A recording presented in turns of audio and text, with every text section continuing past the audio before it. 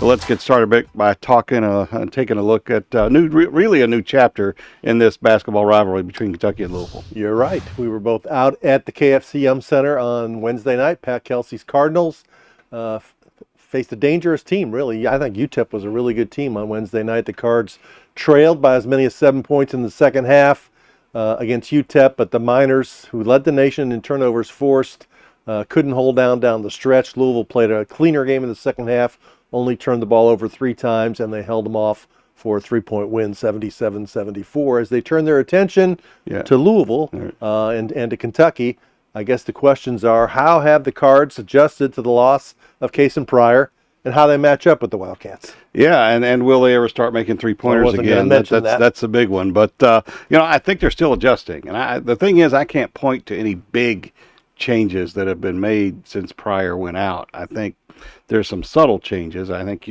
there are more set plays being called, and I think Kelsey's trying to handle it that way, addressing any kind of offensive issues he might see by slowing his team down, calling a set play, having them run something, and getting moving. But otherwise, I don't notice. I mean, you just notice what's not there, and that's what Case and Pryor did bring a certain level of energy to the team. He was not a great defender. He didn't do anything great, but he did a lot of things well, and he was big. And he seemed to really be kind of a centerpiece of these guys emotionally. So I think from that standpoint, I haven't really noticed anything that I would call dramatic in terms of style of play. I don't know that they can continue doing what they're doing and still, but that may just be what they have to do. Yeah, I mean, my sense a little bit is they're playing at not quite as fast a pace, maybe a little bit.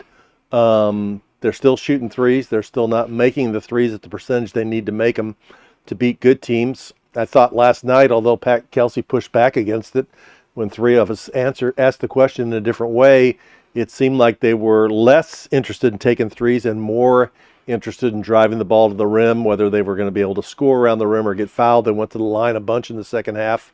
And the offense kind of went through Edwards and Hadley. But at this point, the roster is what the roster is. James Scott was a big factor, I thought, in the game last night. He played a season-high 29 minutes, and he's leading the nation in field goal percentage shooting. He's over 90%. Yeah. And I know that everybody's going to say, well, he just dunks the ball or lays it in, but that is true.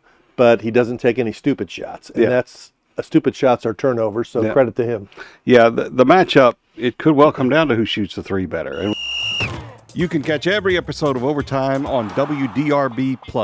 Download the app on your phone or TV today.